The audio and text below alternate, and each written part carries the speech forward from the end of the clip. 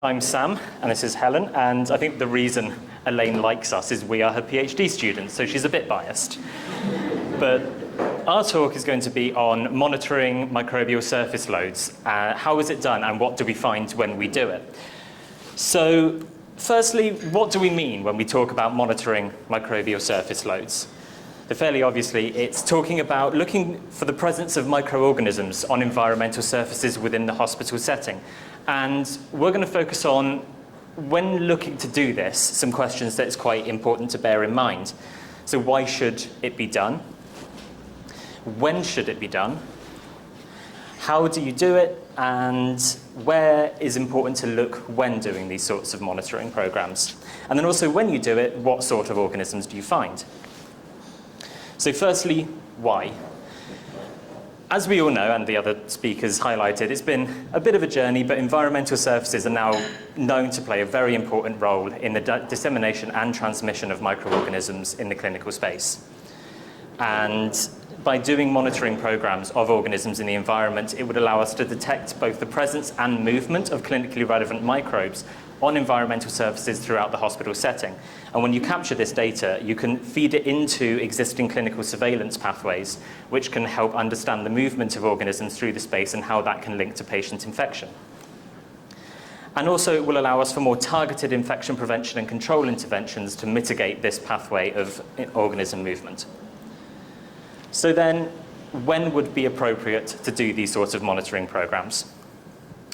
It can be done routinely, where a regular sampling program is implemented for environmental surfaces to determine microbial loadings over a period of time to really get an idea of the sort of organisms that persist in the clinical space and where they are more likely to persist as well.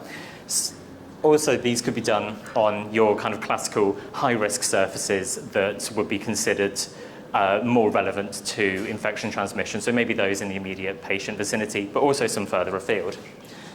And then we have responsive monitoring, which could be done in response to a clinical event, be that an unexpected transmission or an outbreak being declared where you are looking for a particular organism in the environment. And these will be done on a variety of relevant surfaces, which will be tailored based on the infection event or clinical event that's been observed. So then, how do you do it? There are loads of different ways to collect samples of microbes from the environment, and it's really important to understand what each of these ways can tell you when you go on to processing it. And your downstream processing is really going to dictate how you want to collect the samples in the first place. So you can broadly categorize them into your direct sampling methods with Rodak plates, dip slides, and Petri films in order to directly collect organisms from the environment and then culture these on the same collection device. And then you have your indirects, so your swabs, sponges, and wipes for organism collection. Now, there are distinct advantages and disadvantages to each of these collection methods. With the direct ones, then you are able to quantitatively sample your site and count exactly how many of a certain species or aerobic colony counts you have on that sample site. Same with dip slides and Petri films. However, an issue factors in with this where you consider that they can be quite hard to get around complicated surfaces. If you've got a circular Rodak plate, getting that around a door handle is going to be pretty tricky.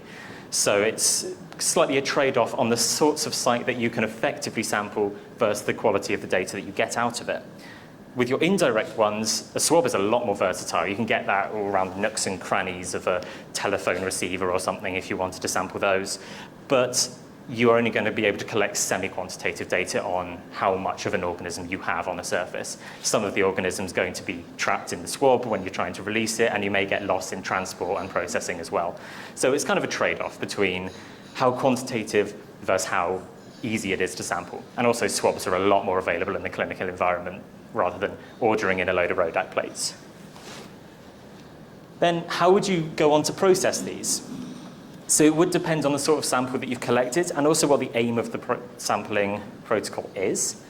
You've got your classic culture-based ones where you could do either selective or non-selectives if you wanted to look for an indicator organism. Say you were using Staph aureus as a way of determining how clean your sites are, or if you wanted to capture the overall loading of a surface. Ooh.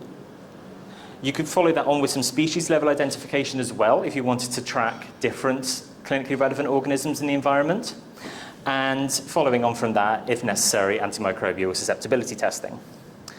You could also use molecular methods for identifying specific targets, let's say particular indicator organisms or viral pathogens.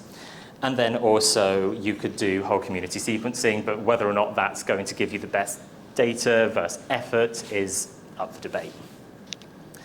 So, where would you actually look? I feel like it could be quite easy to, and a lot of literature has focused on the sites that are quite close to patients and the more classically high-risk sites that are immediate inpatient contact and inpatient rooms. And it's very important to look further afield when doing these routine monitoring programs as well, to include certain non-clinical areas that may be reservoirs for organisms, lower touch sites, communal touch sites, and also your sinks and other water outlets as a slightly different surface to include in these processes as well. So, what do we find when we actually do these sampling protocols?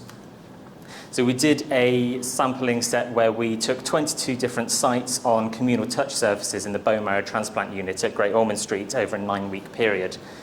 And then we cultured these on Columbia blood agar with the samples being taken with, I think it was flocked swabs and stored in charcoal transport media. So it was an indirect swabbing method. And we established what the aerobic colony counts per 100 centimeters squared were for these, and then identified any colonies that we had via Molotov. So when we looked at the overall species counts, just by numbers of what we found, there were 3 or 4 really highly prominent ones in the environment. The one that we found the most of was Rhizobium radiobacter, just by numbers, which is a bit strange because that's more of a soil environmental organism. And this was then followed by Micrococcus luteus, again, more skin organisms, so probably quite expected.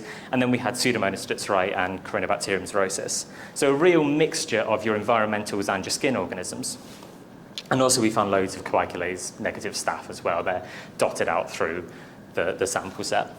But then when we look at when we found these, we get a slightly different trend. Our Micrococcus luteus was on pretty much every single sample week. That was a consistent organism found in the environment, which you'd expect, because that is skin organism, it's going to be shed, it's, when people touch things, it's going to get deposited on surfaces, so that's fairly expected.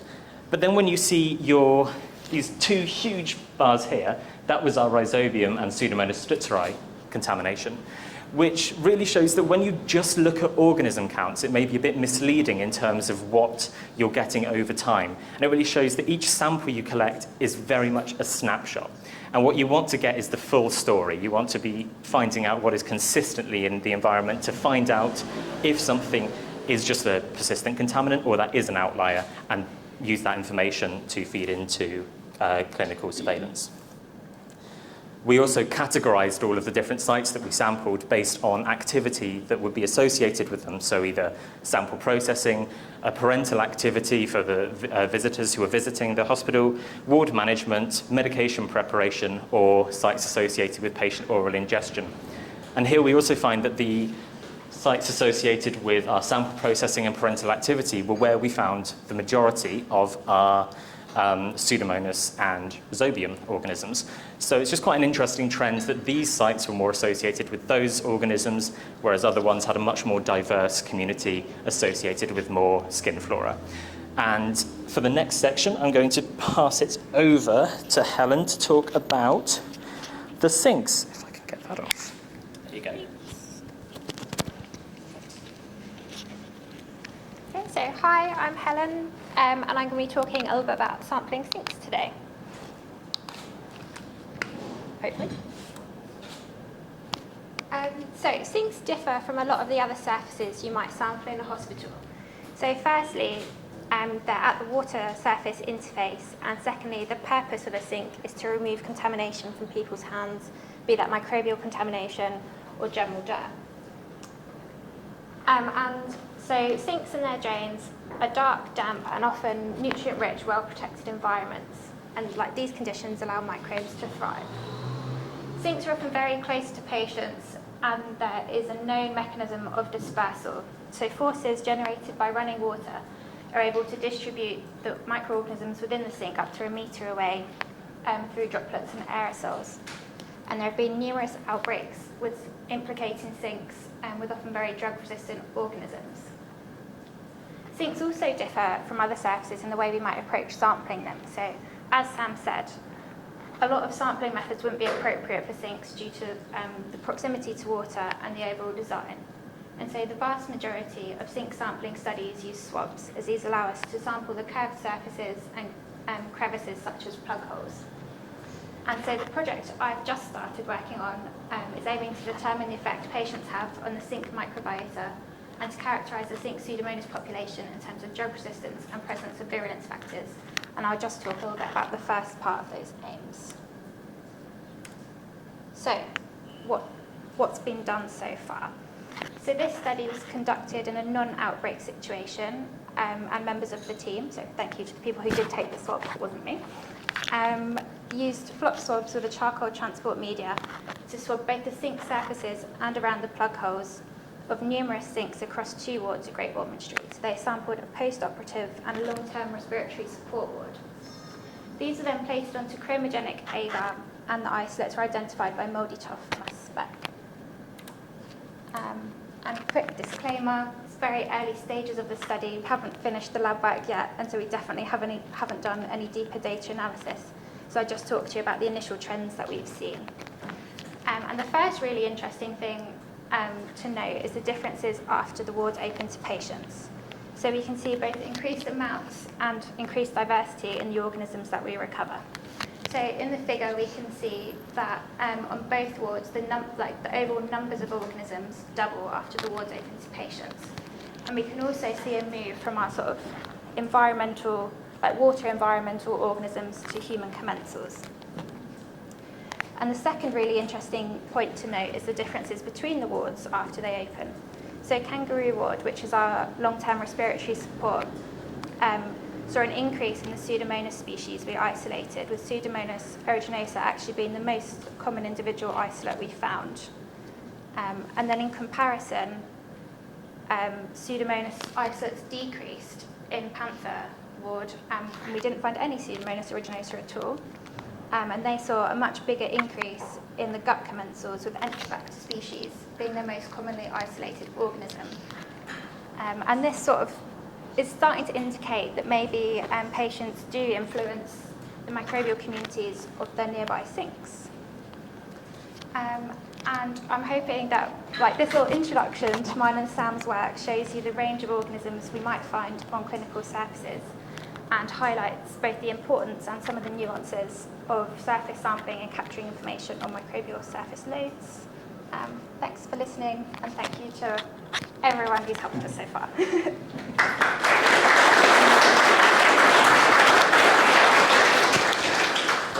Okay.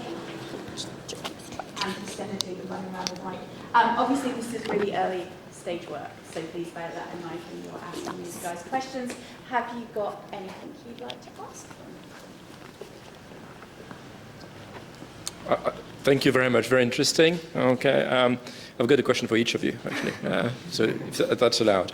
The first one, when we talk about sampling a process, you describe different means to sample surfaces. Have you looked at the ability of those devices to retrieve microorganisms from the surface? Because there will be differences. Like we find, for example, the swabbing much better than Rodak plates at picking up microorganisms from surfaces. On personally, I do prefer the sponge, but it's combined, as you said, how to remove microorganisms from the sponge. You've got, it's what's called a stomacher. So you remove that. So have you done that? Have you looked at the ability of those things to? Personally, I haven't looked at the efficacy of different sampling techniques to recover organisms, but I believe the research. Our previous PhD students actually published both a piece of work, and we also published some guidelines. Yeah, so Lena will probably go on. I think the thing that I think is important for this is for routine infection control teams, so it needs to be based on things that they have in the hospital and in the lab. So I've done lots of work previously where I've ordered in special plates and all of those kinds of things, but most labs aren't going to be able to do that, validate it, and be able to get SOPs for it. And so it's really looking at what can we do with the arsenal of weaponry we have in a standard clinical microbiology lab in order to develop a protocol so that when teams go out, they're doing it in a supported way, where they know the pros and cons of what they're testing. And so they understand their results a bit better. So that's kind of the aim of this work, which is funded by HIS. So thank you very much, HIS. Yes. So my second question for you, if I may, the sink you described, what they're used for, because from my knowledge of sink, they're used absolutely for everything but for hand hygiene. So I'm going to scroll back to these pictures, and they sampled different types of sinks. So we had hand washing sinks, and then we had this, so this one's a sink in a drug room, this is a sink in a staff kitchen. We sampled the sinks in ensuite bathrooms and in staff bathrooms, so it was quite a variety. And in terms of what they were used for, so we have audit data that was collected at the same time about what has actually been going on in that sink, because obviously we say that hand hygiene sinks should only be used for hand hygiene. I think we all know that that makes us all giggle who work clinically, because that's not, but we do have a sink audit bundle, because that's the kind of people we are, and we care about sinks quite a lot, so we do have some comparative data that means that we can look at what was actually happening in the sinks, and also Helen's got, but hasn't processed yet, clinical data, so who the patients were in those rooms, in order to see, because these were brand new units opening, how the patient colonisation and alerting in those spaces actually then influence those sinks. But we have to bear in mind in paediatrics, like most of my kids are in nappies, right? And so fecal flora is kind of where it's at in paediatrics and sinks, and that's why sinks for us are a really big issue in terms of cross-transmission of gram-negatives, because you can see exactly how they're going to get there, because they'll get there even when people are doing exactly what they should do, which is wash their hands after a nappy change. And so it's how we do other things in that context in order to decrease risk. Anything else?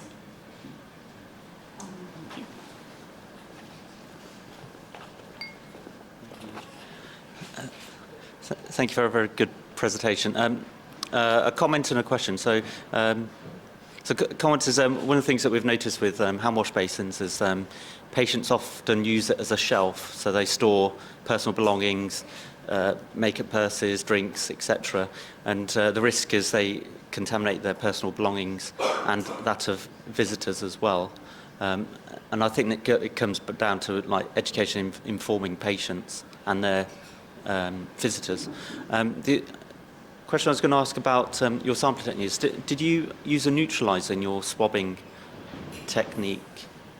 So yes and no. So effectively we did a whole bunch of comparison with neutralizer and non-neutralizer, but again, because this is going to be set up for teams that are going to be using what they have available to them, actually it's developing your benchline data with what teams will actually be using rather than these ideal research tools that I would do if I was designing a research study. So this is a pragmatic piece of work to support infection control intervention rather than a research study aimed at collecting kind of the nicest possible data set about what's actually there. And so I think that pragmatic piece for us is really important, because my labs are not going to have neutralizers for the different agents. And when the aim is that we will publish some form of guidance for this, which I'm hoping that this network will have this kind of developed. We've been speaking to Martin Kiernan about it, but most labs will not have, most clinical laboratories won't have a neutralizer there. And so it's about having this is what you do as part of your routine, this is what you do initially as part of your outbreak.